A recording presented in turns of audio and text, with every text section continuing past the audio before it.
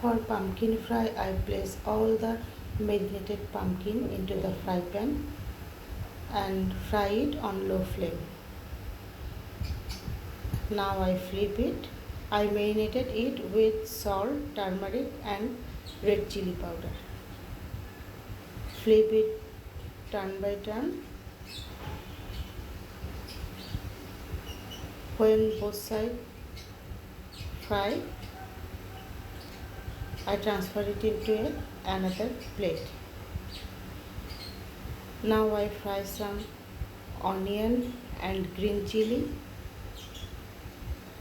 I fry it and spread it on top for increasing taste. Now pumpkin fry is ready to serve.